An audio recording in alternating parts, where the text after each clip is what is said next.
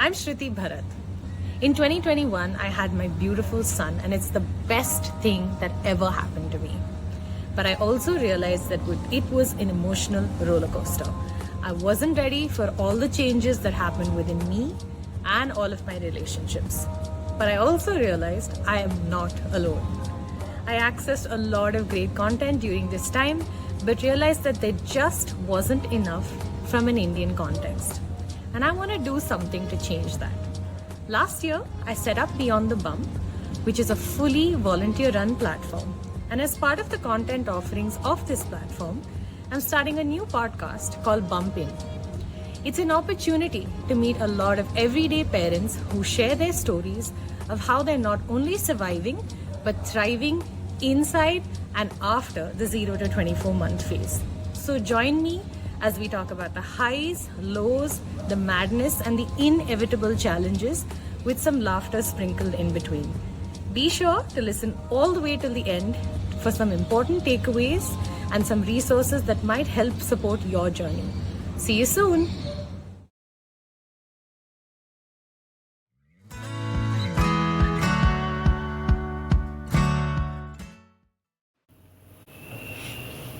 Hi Paul, hi Ravi. Welcome to my podcast Bump In. I just sort of caught you up to what we've been up to as part of the platform. I'm really happy to have the two of you on today to talk about your journeys as dads. You all are among the first few dads to actually show up on this season, and I'm hoping to have a very fun conversation with the two of you. And knowing the two of you, I know that it's going to be very interesting. As we do with any conversation, let's start off with introductions. Always good to get to know who we're talking to. So, Paul, maybe we'll start with you. If you can tell us a little bit about yourself and your partner and what's been up in life and and a little bit about you as a parent as well. Anything you'd like to share? Sure. Thanks, Shruti. Pleasure being here. It's lovely to connect after a long time. And I'm currently in a very interesting niche field. It sounds really cool when I say it. This is in the field of astronomy tourism. So basically what I do is I set up experience centers and observatories, which kind of gives the general public, and not focused on schools and education and stuff like that, but just generally anyone who's interested in cultivating a hobby in astronomy, to come and have an experience on astronomy. We have centers across the country and we are opening a few more. I've just started a new venture now which is focusing on astronomy as a career. And all of this is kind of driven by a passion for astronomy, and my education is not at all relevant to this field. I did my engineering in electrical and then I did an MBA, it was only a passion which drove in this. So I'm not in the field of educating anyone because I'm clearly not educated in this field. But it was more about a passion which I'd like to share with people, and that's what's kind of driven this whole thing. I live in Bangalore. I live in Rajajinagar, very close to the office where my wife works. My wife is also my VC and pretty much enabling everything happening here. So she is. So we have a 5.5-year-old who's turning 6 in May. So it's not half. It's a little more than that. So she is going to her grade 1 in the next academic year, and this is possibly the thing which keeps me more busy than my work, is spending time with her, and it's kind of environmentally enabled. It's not just I get to choose to spend time with her and spend more time than what others normally get to, and that's facilitated by the fact that I'm running my own company. I get to decide the time which I spend on the company, and it kind of works out very well in a lot of ways. It's been the greatest 5 years and 9 months, 5 years and 10 months of my life spending time with her, and the company is actually younger than her, but I think it is definitely not closer to me than what she is, and that's been a great journey till now, and looking forward to the rest of the journey with her, as I'm looking forward to this conversation with you. Super. Thank you so much, Paul.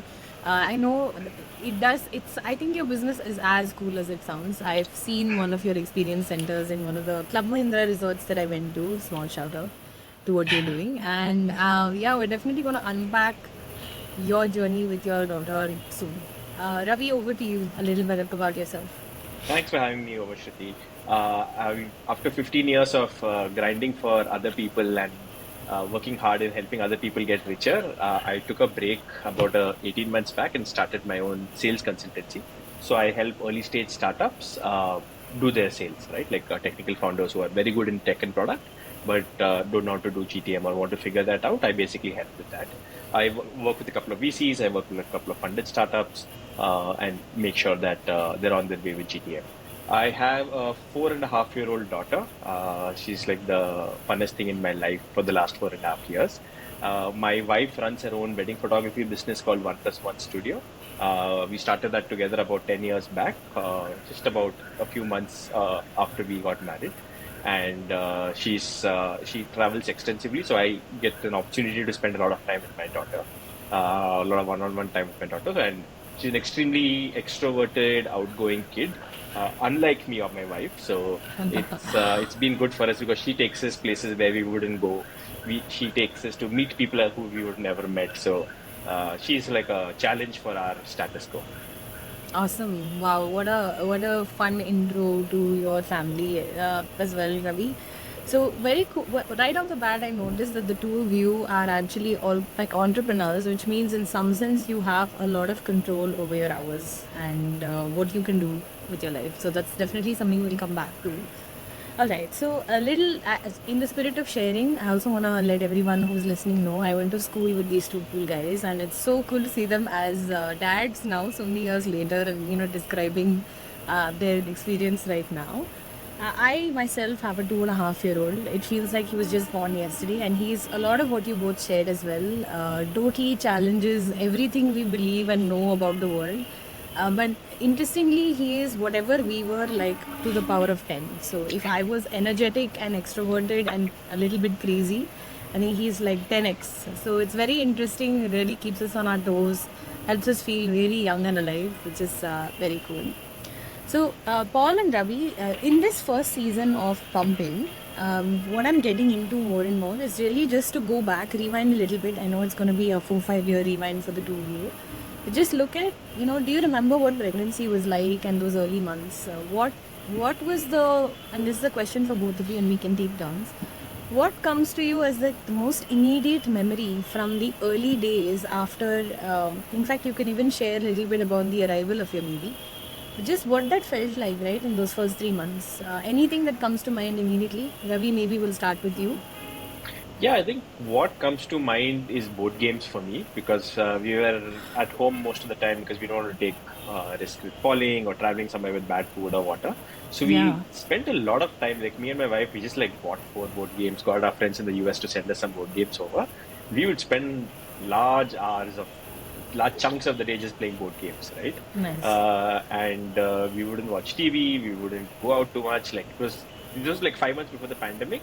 So, but Oh, we wow. already in pandemic mode in the sense that we were just locked in playing board games. So that's like the first memory that strikes me. Yeah, and was your daughter born during the pandemic then? Would that make her a pandemic baby in some sense? 3 months or 3 or 4 months before I think the Indian lockdown was announced, she Wow, was okay. born. So yeah, I think she was maybe 4 months old or so when we had the first set of lockdowns. And what was that like when she was born during that time? And then those next few months, what did that feel like for both of you? So luckily, I was on paternity leave at that time. So I was already at home. Yeah. And so it was not a big deviation from our lives in terms like I stopped going to work or I started taking work home or something like that. But I got off paternity leave, I think 2 months after the lockdown. I mean, like 2 months into the lockdown. And then it was a little bit of struggle because, like, if I don't get sleep at night, then I can't turn up Yeah. well. I can't turn up in a good mood for the meeting the next day or stuff like that. So I think the first 2 months, the crazy sleepless months, I escaped a lot because I Yeah. was in paternity leave. But like about 2.5 months in, it really hit. Of the pandemic starting, it really hit Yeah. hard. I can imagine. Paul, what about you? Do you remember the early days and what that felt like just after baby arrived and those early months? Oh, of course. Those are pretty clear. I mean, nostalgia kicks in, so you remember all the good parts and you try to block out all the bad ones. But I think towards the end of pregnancy, the pregnancy period was, again, I would attribute it to nostalgia, but a lot of it was relatively uneventful, which is a good thing. Good. Yeah. But I think so. We were in Gurgaon at that time, and I did have time at that time because I'd already got into the entrepreneur phase. So I was in a different venture at that time. We were running a manufacturing facility at that time. Right. This was in 2017 end. 2018 May was when my daughter was born, and that happened in Cochin, my wife's place. So by Feb end is when she had gone back to Cochin for the maternity period. May when I was there, it was so I moved in there quite early, like a few weeks before it happened, before the delivery happened, beginning of May. Of course, it was the beginning of May, so we were hoping for a lot of things to happen on a particular day. Like it was, we were targeting May 4th to have the Star Wars story, or May 1st to crack Labor Day jokes. And, none of them worked out. She spoiled everything by being born on May 2nd. But it was fun. I still remember that moment because I think it was early in the morning at 5 o'clock. It was. We were very clear about wanting to go for a normal delivery if it was not. I mean, if there was no medical reason to go otherwise. And she went into labor at night. In the morning, we had just taken a break and gone to crash, and then we got a call from the doctor. The gynecologist was there, and she said it has to be a C-section because there's some, the heart rate was falling or something during birth. So Yeah. I had to sign a waiver. She was very clear about that, and it was a year of protesting against that, and then that 1 second you just decide that okay, we are just going ahead with this. And it took some time. The surgery itself happened, and then half an hour later, the baby was brought in. And the first look, when you see that little bundle of joy there, it doesn't strike you immediately. It struck me an hour later when I went to the NICU, and there, so my parents were also there, but they came in an hour later because we were in a hotel nearby, and then we went to see her. And then, I had to basically sign off on that register saying we had come to see her. I wrote my name, and then it said relationship, and I had to write father. That's when it finally struck me that it's all real.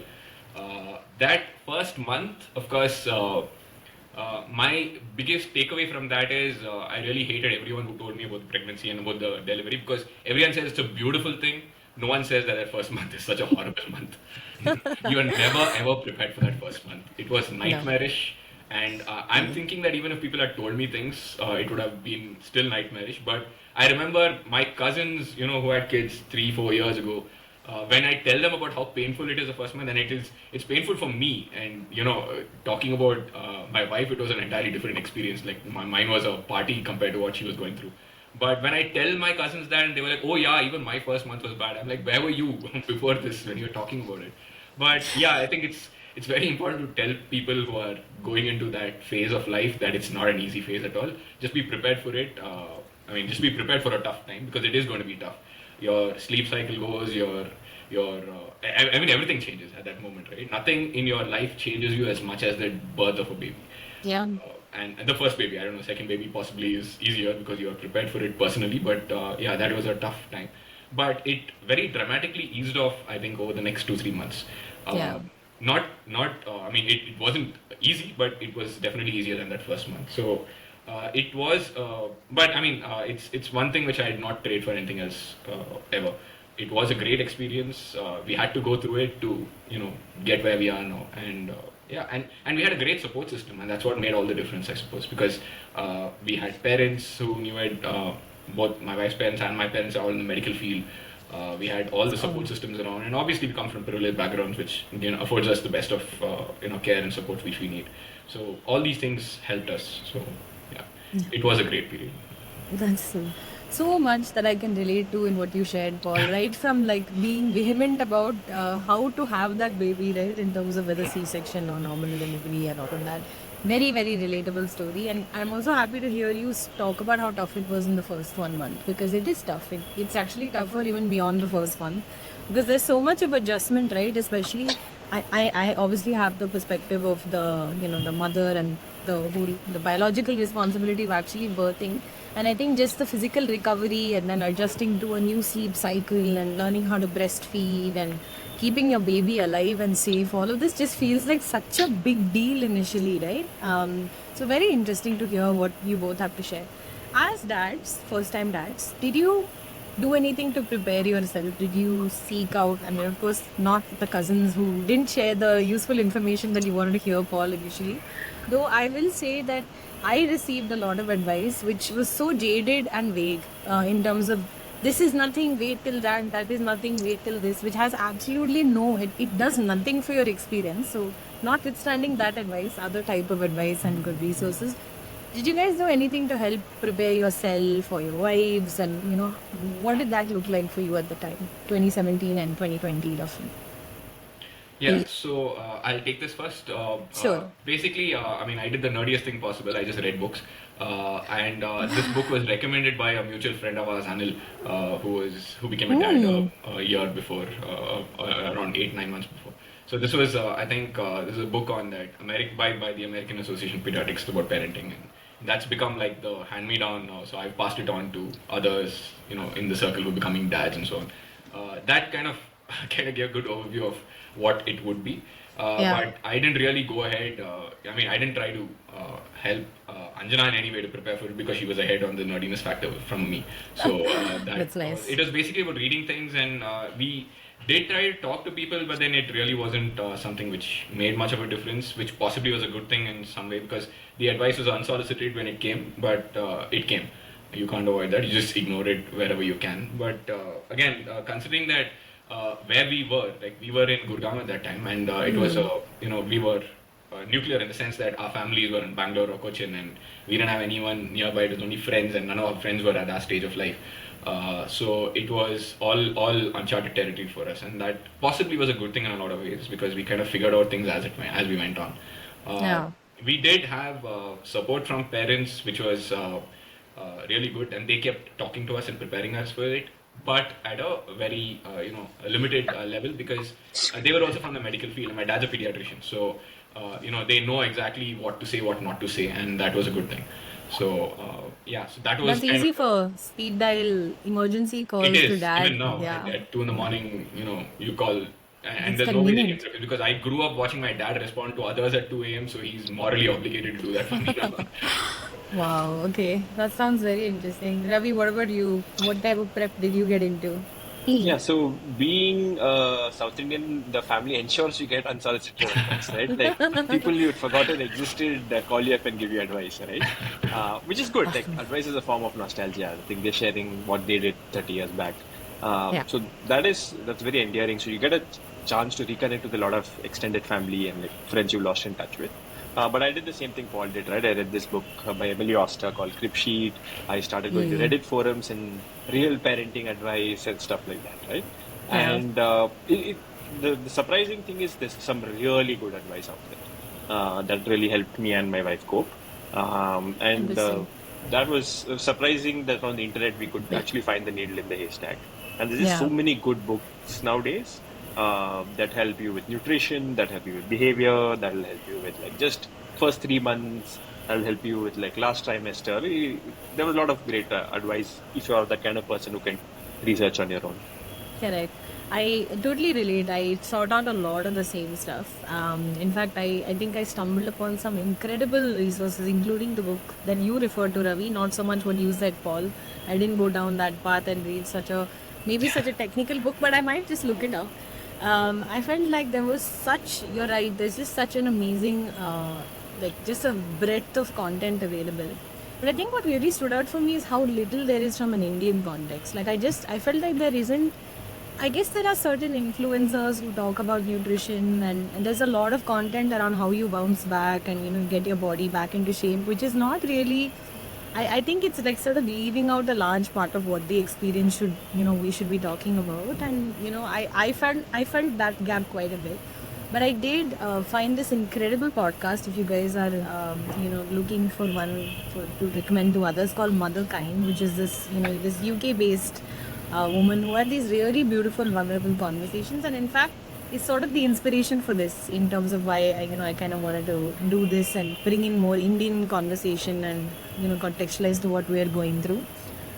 For me, guys, I had my baby also roughly in the pandemic period, 2021, and 9 weeks later, I moved to another country. And I think it was a bit of a double whammy because you are new to the job and new to a country, so it's double new, and you just feel like super alone. Suddenly you've just no community, no friends, no one to like quickly reach out to. There's no 2 a.m. call someone because you're in a place where you have to go stand in a queue and kind of get stuff done in a highly structured way. So I missed some of that, and I think, like you were saying, Paul, you're obviously in retrospect you learn a lot, and hindsight is always 2020. You kind of know your way around things better, and hopefully, if at all the next time around I'll be better prepared.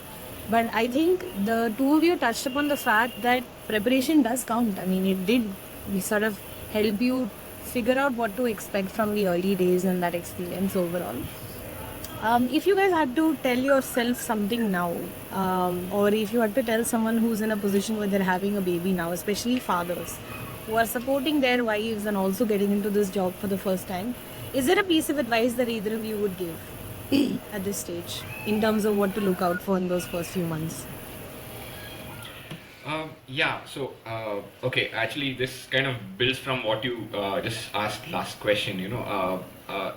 There's a lot of preparation you'll have to do. Actually on in terms of content and in terms of what's actually happening, right?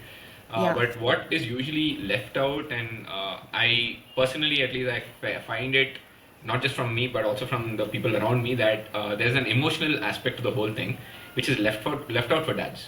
Especially dads who want to be involved much more than, and that's pretty common in our circles right now. This is where I actually found online forums to be actually quite useful. So in fact, the cesspool of the internet, Reddit, has a very good subreddit, which is good. I think it's Ravi might know this subreddit called Daddit. I mean, the name itself is a dad joke. So it's just built, but then like you said, there's not a lot of content which is there for Indians, but there's an underlying universality to the experiences which comes out when you when you find out experiences being shared by dads across the world, right? Whether they're from South America, or the US, or Europe, or India for that matter, and that you kind of relate to that, and you get your emotional framework from there. And that's really critical, because at this stage, no one's going to give a dad the emotional support they need, because rightly so, the mother needs it so much more at that moment. And you're not able to share your emotional distress with anyone else. Definitely not the mother, because at that moment she needs it so much more, and she is the one who has to share, and you're supposed to be there. It's just biological, right? There's nothing else to it. It's at that moment, at least in the first 3 months, she's going through so much more that you'll need to be there. So at that time, if there's any emotional support, you just need to find one rock, one friend, one forum, or whatever it is, just to get there. So find someone you can talk openly to. That's such a beautiful suggestion. Also, that's enough. That will help you get through it. That's so beautiful, Paul. And I just want to take a second, Ravi, before we hear from you, to just touch upon a few things you said. I think you're absolutely right. There is definitely the biggest spotlight is on baby as soon as the baby arrives, and I think everything kind of revolves around keeping them safe and alive and thriving in whatever way they can. And then the next is probably mom and her recovery, and so little attention is actually paid to the father. What's happening with you? How are you changing? And I think the other dimension that you talked about is there is now a generation of far more involved fathers. I think they are very much equal partners, and I'm so glad you brought up that point, in that they want to be invested, they want to take the time. And look at the two of you, you've made conscious decisions in your career to be more accessible and available to your families. It's so interesting that you touched upon that point. And Paul, I would love for you to unpack a little bit about that emotional experience. If you can touch on what is happening, what are some of those those feelings that are bubbling up at that time. Can you talk about that? Well, see, the thing is, you start getting emotionally involved with the baby, right? So in the first month itself, you start finding yourself, falling in love with something which you didn't exist in your psyche not too long ago, and then you start wanting to do things, and then you realize that there's so much more to be done. So, like you said, the focus is on the mother, because the mother's at a much more proximity to the baby. So actually, the focus is on the baby. The baby is the, societally the primary thing at that moment, right? So you want to do everything, but you can't, because there's also another life, which is your regular life, which is going on. So work, for instance, and especially when you're when you're in corporate, you have certain corporate responsibilities which you have to for your job.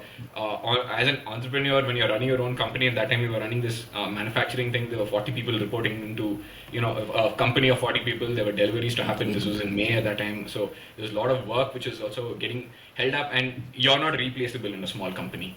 So you Yes. can't hand over your job to anyone else. There's no way you can delegate being the the CEO of a company, right? So there is that load, mental load, which is on you. You'll have to manage that. You'll have to somehow find people to handle different aspects of your life when you're focusing on something which is totally and it's not that you have to, because I'm pretty sure that there were things I could have stepped back from and others would have filled in, but you consciously, like you said, you consciously choose to be part of this Yeah. story, and once you do, you feel that you're wronging yourself if you don't deliver there, right? So Yeah. then that's the added pressure more from, rather than from society, is from yourself, which Self. your expectation from yourself goes up, and I think that's a huge thing. So in fact, that's what I like to talk to people who have just become dads right now. Yeah. What you can do and what expectation you set from yourself.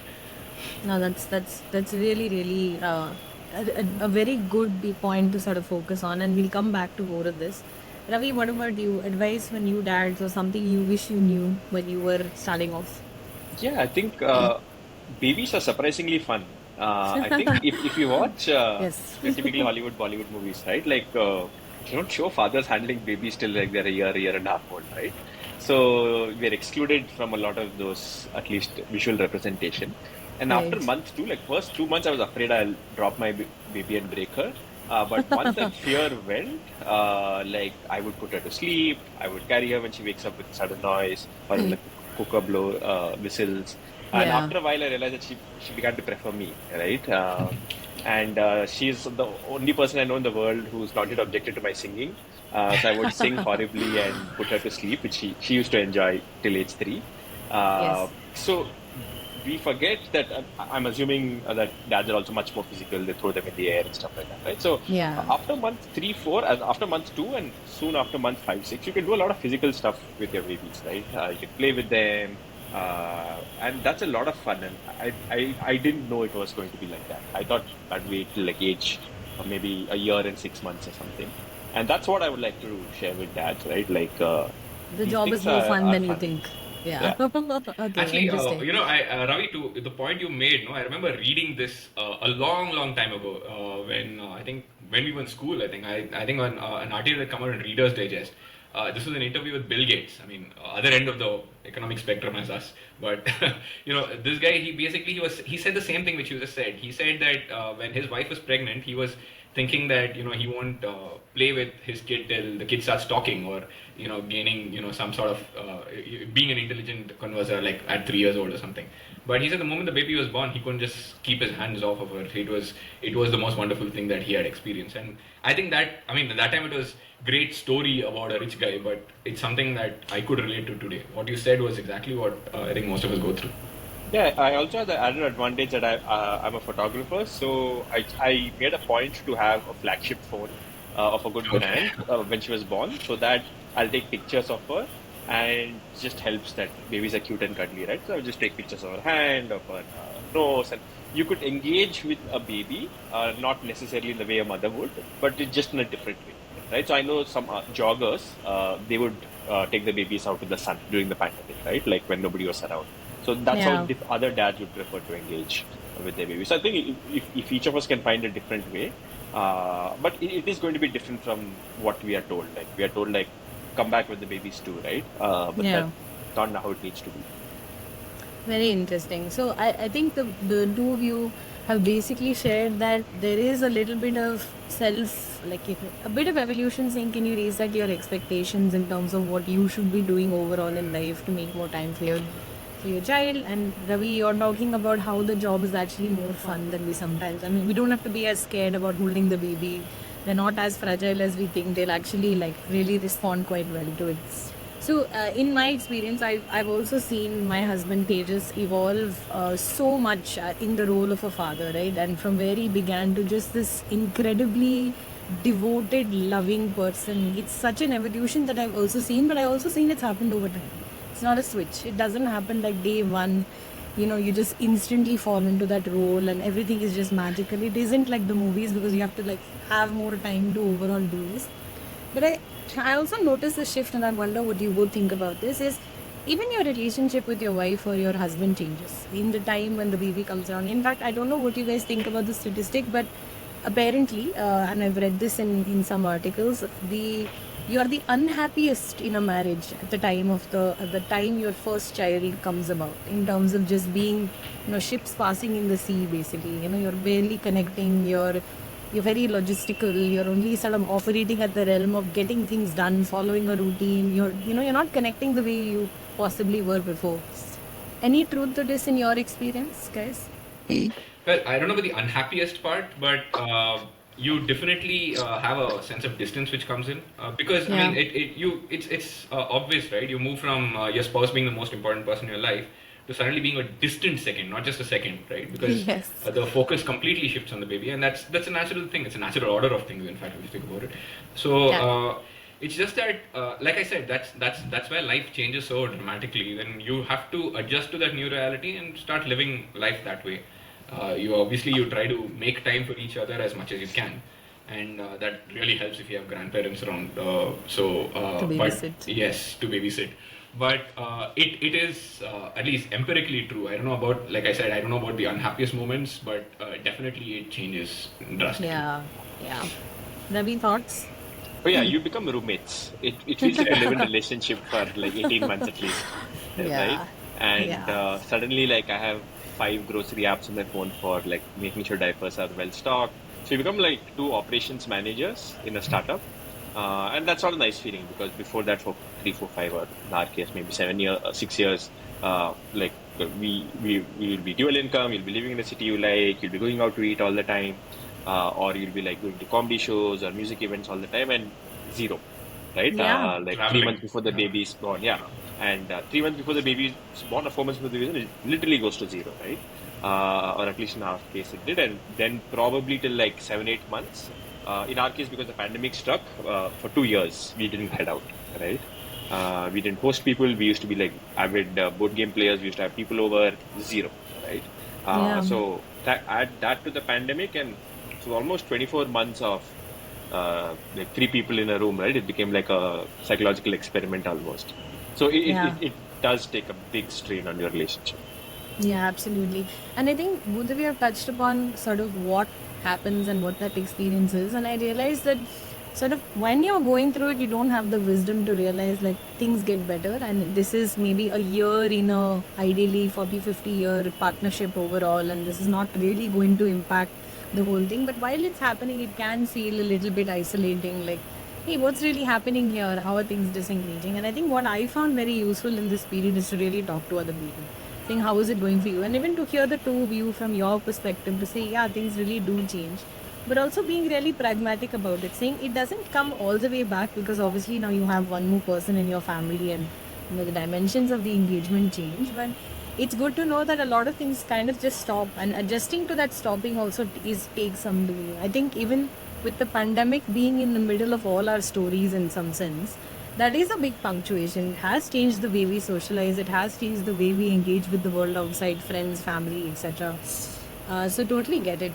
I think another question that comes to mind for the two of you, since you've been so open about your experiences, how have you helped your partner through those early times? I'm sure both of your wives would have had experiences, moments of low, changes in their mood, sudden identity questions. What am I doing? Am I doing enough? Mom guilt. In terms of, am I doing enough for my child? Am I doing enough in whatever else I might be participating in? And how have you been there for them during this period, if at all they've experienced things like this? Okay, yeah. So, it's a blur, but it's about just being there, and it's more about listening and trying to help wherever you can, because it's not that we knew the path to take, right? So it's not that I could do something proactively, but it was more about just being there, and whatever is being asked, just do it as much as you can. Whether it's that first month where you have to be there every night to keep waking the baby up and putting her to sleep and stuff like that, or over time just about what all you can do to take care of it. Of course, there was a lot of times when one of the things which I know at some point I was expecting wrong was being told what to do, because whatever was being told I was doing, but the biggest thing was actually deciding what to do. So after some time, when we had that conversation, then I started trying to do the decision making myself, because that mental load has to be taken away, right? So that was another big thing which is needed and which people don't realize till it actually happens. So it's just that at that moment your only job is to be there for her. I don't think there's anything else I could have done better, at least for the first child. That sounds about right, Paul. I think the mental load piece is absolutely right. I think if there's any way to ease that in terms of being a little intuitive about it or sort of just understanding what is required, that's always, I think, an important conversation to have, and then see how that works for both Yeah, and people. the thing is, it's a little counterintuitive also, because at that time you just want to you want to be there to do everything they want, but then you don't know that What they you don't need. know what they want, right? So unless they tell you, fine, make this decision for me. So Yeah. because you don't want to, because that's literally stepping on someone else's toes, and that's what your 20, 30, 40 years or whatever of your existence has taught you till then. So that you don't, Yeah. if you're trying to be there for someone, just be there to listen to them, not to tell Yeah. them what to do. But suddenly you're asked to make the decisions, and No, that no, doesn't come absolutely. immediately. So when that conversation happens, it's a good thing. I completely relate. This has been one of the key points between Tejas and I in terms of him being so receptive to being told what to do. He's super ready to hear, hey, here's what you have to do, go do it. But the fact that that checklist has to come from, say, me, for example, sometimes you're just too exhausted to come up with it. Yeah. You just don't know, hey, I need these things. You just want someone to get it. And I think that's where things like a little bit of resentment and, I've spoken to other mothers who talked about how their personalities just did a 180 after they had a baby. Like this really upbeat, super cheerful woman just became this like Hulk type person, like super ragey all the time. And she's like, I was afraid my personality had just changed, and a lot of it had to do with this, right? Just expectation and Because even from the communication. mother side, it's the same story, right? They are not. They don't They know don't know that they have anything. to tell this to Yeah. just hand this over, because Yeah. that I think a lot of them just feel that they have to keep doing these things, and that you're right. That's how that there's a resentment. So the sooner that stage is crossed, the better. Yeah, and it definitely takes some mature communication. And interestingly, it's hard to do that when you're so under resourced and Yes. like you're missing sleep, you haven't eaten. Exercise is a huge part. If you aren't getting enough exercise or going out and getting sun, you're basically just in a bad mood to even have a conversation like that, right? So I think for me, a big takeaway from this piece, especially coordinating with a partner, is saying, I think also just not taking it as seriously and lowering the bar, yeah, in terms of what you expect. Just in the spirit of sharing, I think for me, I had just really high expectations in terms of how things should be, right? Like the level of cleanliness or the level of preparation or just being well stocked. And I think you just gotta let go a little bit of that. A friend of mine gave me such great advice. She's like, don't expect 5-star treatment from everyone. Right? You just expect basic, and if more than that happens, you're okay, right? You're getting better than you signed up for. And even though it was such basic advice, it actually really helped. It really put things into perspective for me at that time, and I felt okay, I don't have to worry about everything going on time or everything being a certain way. 3 things just get pushed to the next day, and that's completely okay. Doesn't take away the resentment all the time. Sometimes you do end up getting into like unnecessary arguments about what could have been better, but then I guess you live and learn, and that's how it goes. Ravi, what about you? Any of this for you? Yeah, I think lower your expectation is generally great advice for life, right? Like, In especially if you're in general. Bangalore, lower your expectation is generally good How advice. low can we go? Right? Yeah. Yeah, I think in terms of supporting my partner, there are a couple of dimensions to it, right? Like during the pandemic, her business practically went to zero because it's an events-based business, it's a wedding photography Yeah. business, right? So I could step in a little bit there, help with digital marketing, took over some parts of Instagram posting, help with blog writing. So very tactical, daily operational things for which he did not have mind space. I stepped in. I also would do stuff like I would curate stand-up comedy events on YouTube or Insider, and then whenever she had time or whenever like my in-laws or my parents took the child for like 2-3 hours, like we would just watch it, right? So I'll say here are 3 things. You don't need to think about anything beyond this, and even if you don't like these 3 things, you have to choose among these 3 videos, and we're going to watch it for 45 minutes. Right? So I think reducing selection set really seems to help when you're overwhelmed, right? Yeah. Also, like I think just sometimes I remember like just sending my wife and my mother-in-law on a trip in between. I think lockdown 2 and 3, right? When I say trip, I mean like Malaysia to just go and do some fabric or clothes shopping for like 2 hours, right? And I thought I'll Right. handle the baby. And I Yeah. remember at one point, my daughter started crying, and I was not sure what, so I tried to feed her breast milk from the bottle, and it was not responding. She was not responding, and I remember what finally I called my wife up and said, "You have to get back here." She's like, "I'm 45 minutes away, right?" I said she's not stopping crying, and finally, what worked is I switched on the fan at 5, and I held my baby up 1 meter away from the fan, and I think she was just hot. Then she fell Oh asleep. I held her wow. for like 30 minutes next to the fan, right? Right. So you have these That would incidents have which been a now look fun funny. scene. Yeah, she walked in and I'm holding like the baby up like this, right? Up to the Yeah. fan, like a Lion King You scene. might have some phenomenal triceps now. She was Yeah. like age month 9 maybe, right? So it's now at 20 Nice. kgs, it's very hard. Yeah. So I think I think men will be very good at doing all the tactical, operational stuff, right? I will buy this, I will get this in, I will take care of like it's well stocked, right? So that is easy. But Yeah. to read your mind and to read your spouse's mind and deliver, that's where I think a lot of friction comes. I can imagine. No, I love how you've also inserted some comedy elements. I'm just picturing you actually holding up your daughter 1 meter away from the fan. That's really, really a fun visual. So, guys, last sort of question on this line of thinking overall. You've heard the term mom guilt, right? It is.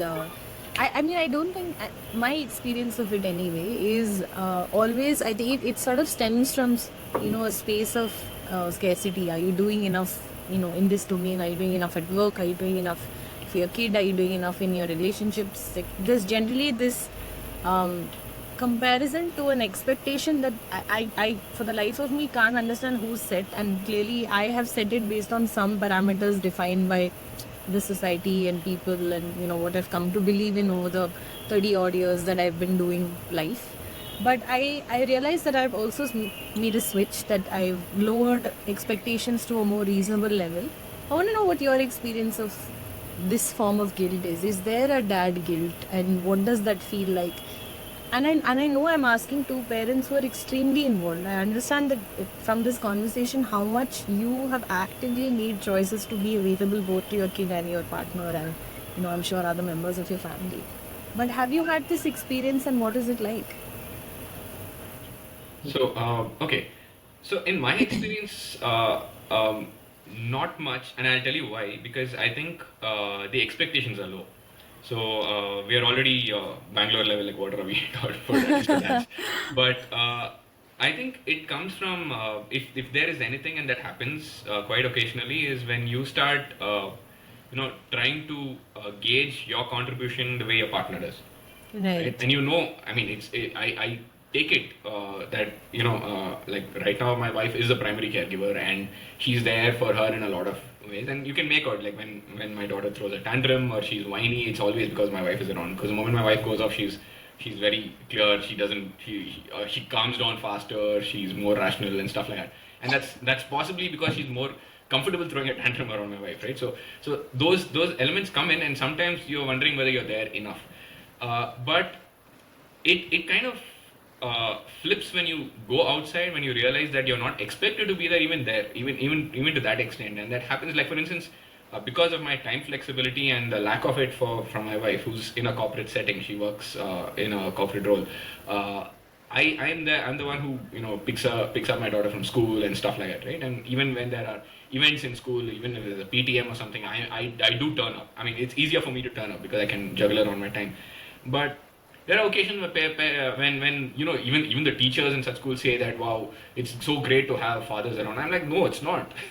I'm here because I can.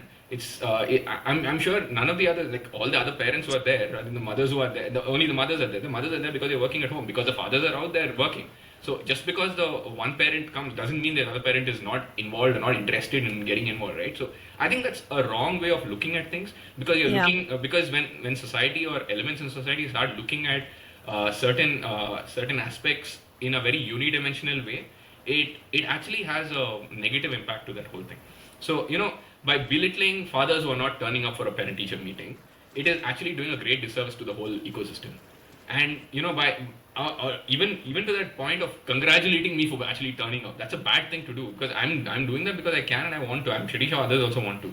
So Yeah. it's not a guilt in the sense of what you want to do. It's more of this aspect which comes in saying, why are you considering something great for something? Why are you calling something great when it isn't? It's something which is routine, and you're seeing a lot of that happening now. But I Yeah. think mom guilt is a very real thing, especially for our generation, because compared to the previous generations, the moms are able to do other things also. So, like, Yeah. what's happening with dads in our generation happened to moms in the previous generation, right? When our mothers started, they were also full time working as well as managing, because it hadn't shifted on both sides of the spectrum at that time. But you're Yeah. having that with dads now, and the moms are able to let go of a little, and that possibly builds in, a guilt factor also, which I think should get normalized over time, because it's not warranted. Yeah, it's very, very interesting perspective. Thanks for that, Paul. What about you, Ravi? No, I think firstly, kudos to Paul, right? Like two great points. Firstly, we are turning up because we have both the desire and the luxury of doing so, right? Yeah. And second is dads who are not doing that. Some percentage of it is society doesn't expect them to, so they don't. It's just carelessness. But a large percentage of it is because they're doing the heavy financial burden lifting, right? Yeah. And that's Yeah. okay. I think someday everybody will be 50-50, but right now majority of families in India, the man is working or is responsible for financial outcomes of the family, and Mm. it's okay if he doesn't turn up for every PTA or is not involved in every food decision or should he go to dance class decision or whatever the case might be. So both those points are great points. But in terms of dad guilt, the only time I have ever felt it is when it's come to health, right? Like I know Mm. so little about infant health. For example, kids have bow legs. Some kids chew their thumbs, and obviously, if you go on the internet, it's like if you chew your thumb, you're not going to get through engineering, right? Like Yes. direct 20-year later prediction, right? So it'll freak you out for like a few minutes at least, and then you say, okay, let me do a little bit more research. That's the only time I felt like, for example, a little bit of like guilt is that should I have anticipated a couple of health scares? Yeah. Either just avoided it by saying it's not a big deal, or just known that we'll grow out of it, or actually done something about it, right? Yeah. That's the only time. Like the only time I'll say I seriously feel that guilt is whenever there's a vaccination. I refuse to take my daughter to the hospital. I make sure my wife takes her because I can't see the injection going. So Yeah. that's the only time I'm like, this is not 50-50. This is 100% mother. Like, you do it. But for Yeah. everything else, if you're just getting temperature checked, if you're just doing a regular checkup, like it's more or less 50-50. Yeah.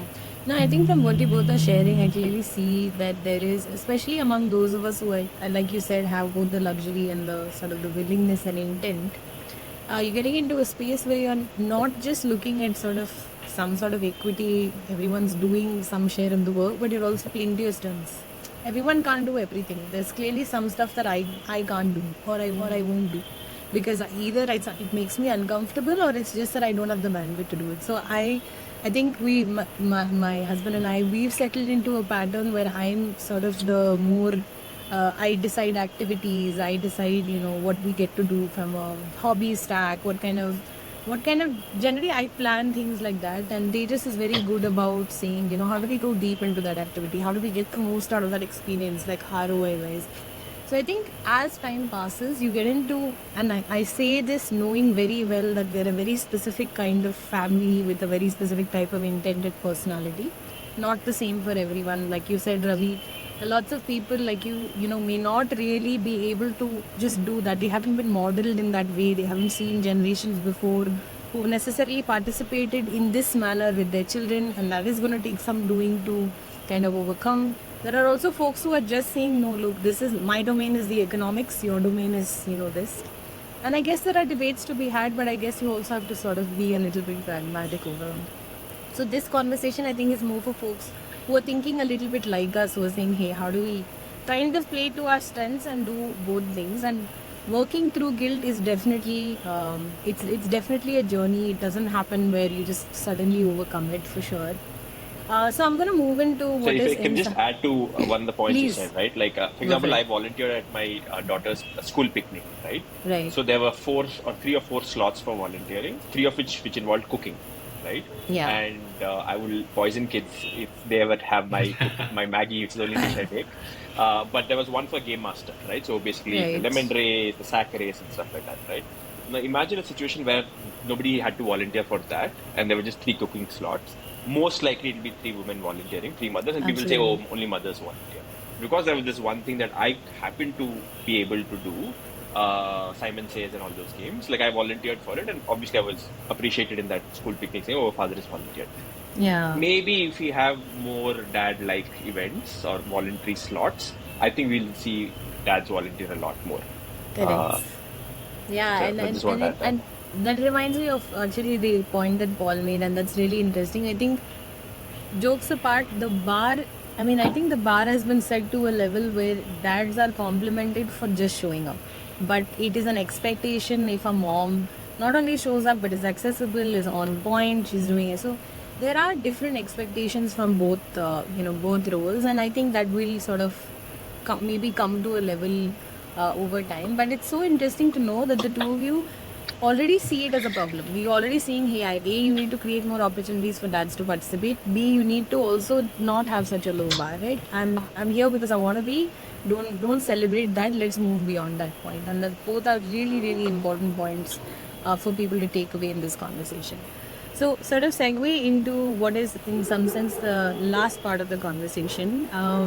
You guys have already shared bits of this in what we've talked about, but what's some really, really bad advice that you've received that you would want to just do away with, right? If you had the power to say this advice no longer exists in the world we live in, what would that be? Like, especially relating to early months, maybe even the last part of pregnancy. And I've heard some really interesting ones over the conversations I've had. Ravi, you want to start this? Yeah, I think We've I've all got gotten bad advice. No, I think maybe it's now a blur 4.5 years later, but I think we got pretty bad health and food advice, right? Like if baby doesn't cry, give this. If this happens, if she gurgles this color of milk back, then give this. Or she's not slept well. And I think there's a lot of very weird health advice in Right. India. That's the only thing I can think of. Maybe if I have a couple of more minutes, I can. Sure. So I'll give you that Yes. couple of moments. I'll give you a few others too. So one advice is definitely, I mean, not an advice but a perspective which I mentioned earlier also, is that you'll really enjoy the birth. It's not. It's that first month is going to be a nightmare. Any advice to the contrary, or not specifically saying it's going to be a nightmare, is bad advice. The other thing is, like Ravi said, health, and just to build on that, it's not just health in terms of the lifestyle, in terms of everything to do with the baby. If someone says do what this, do what they are saying, or do what is being shown here, whether it is, I mean, I'm covering everything here. I'm covering what your parents, your uncles and aunties say, or friends say, or even the internet says. This great forum or this great Instagram handle, they're giving great advice. Follow this. Don't, because Yeah. nothing is. I mean, your experience is going to be unique in as many possible ways. Yeah. So you have to be discretionary, you have to be picky in what you implement with your life, with your child, because none of it is going to be a copy paste. You cannot do that. So, arguing, saying that they said this is a bad thing to do. So, and it's subjective. There's no solution I can ever present for this. I know I have a sample size of 1, but still I cannot say that you can do this, because it's going to be the root cause of a lot of arguments, a lot of debates.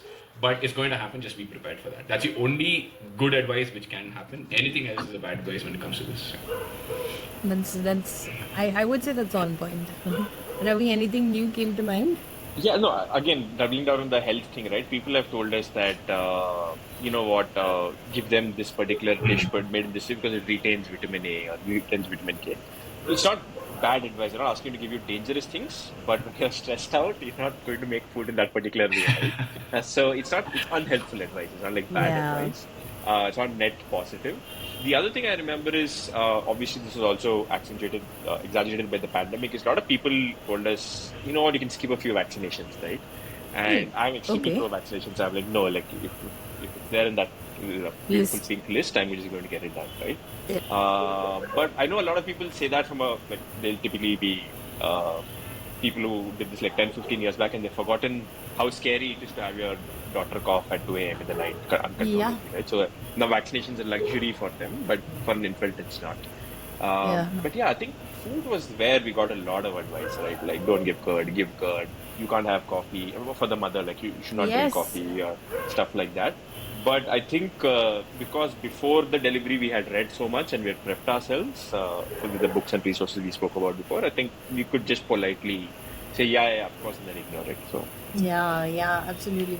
I think there is the two we have touched upon basically mythology around food and health, but you're right. I mean, there's so much of misinformation that people earnestly give you as part of their wisdom package, which just absolutely makes no sense. I remember being told that, this is obviously a few generations away, people who've had kids who are now probably our age, saying, I never had folic acid, it doesn't matter, there's no problem. I mean, probably they turned out for the best that, a prenatal vitamin wasn't had and the baby turned out fine, but that isn't sound advice and you are not prepared and equipped to give that advice, so don't give it. Because there are people who are not going to be discerning, who are going to hear that and do the wrong thing, and that's dangerous. I remember getting advice about how you should feed your baby water, and I mean I don't know how this experience has been for the two of you, but it is so political a discussion between breast milk and formula and water and what to feed your kid in the first 6 months. I'm amazed by how such a simple thing can be so complicated because so many people have a perspective on it. So I absolutely agree. As you can tell, I'm very passionate about the myths and the misinformation and bad advice in this space. Last question, guys. You've already touched upon some of this, especially with your fan cooling method for your daughter Ravi, but a really laugh out loud moment in those early days with just like you stepped outside of yourself and watched it happen, and you're like, how is this going on? Who am I now? Is there a moment like that the two of you had? Yeah, I think we were talking about this yesterday also. This was, I think, one of those times where we had to give, I think, the vaccination rounds, first round or second round or something. And this is again building up from the operational stage, where we are so operational about everything. You don't think through everything. It's just basically a checklist you want to finish. So we were going for the vaccination, and I think she was 3 months old or something. But whatever, we had a lot of things to carry: diapers and milk and everything. Bottles and wipes and the whole shebang. The hamper.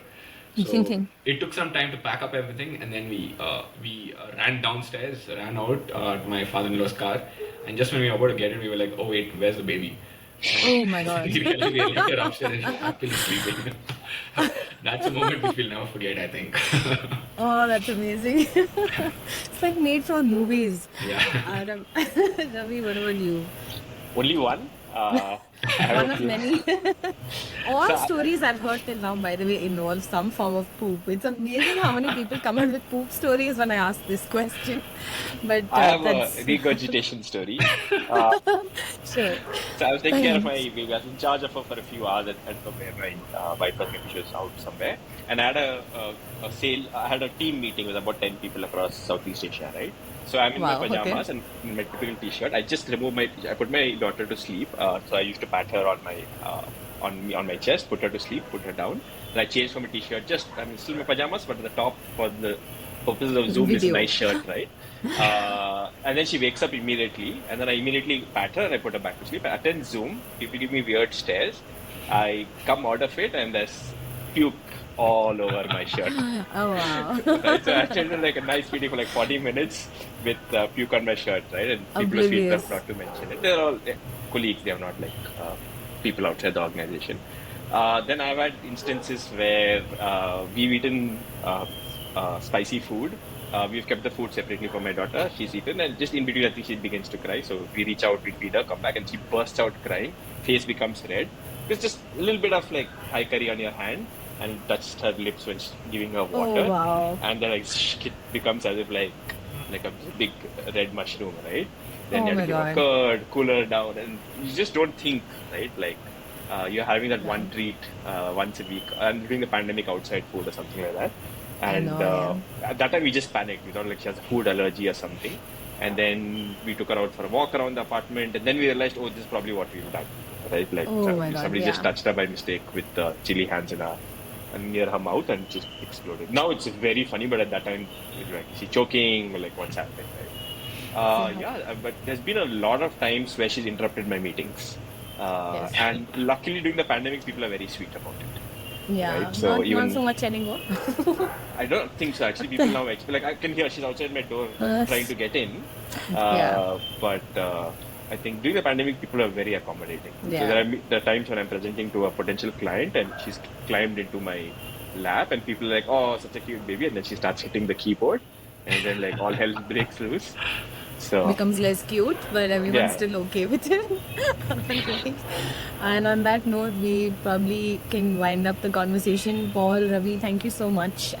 Really, it's actually so heartwarming to hear how sort of how much you participate in this journey. And I know I shouldn't appreciate you for the basics, but I think it's just and it's very nice to see how involved and how informed you are. And I hope to see a lot more dads, in their own family settings, be able to do this and bring this to the table. Because I think this is more of what we need. So thank you both. I know it's a Saturday, you've made time to do this and really appreciate it. Thanks, thanks Shruti. for having me, Very enjoyed. Shruti.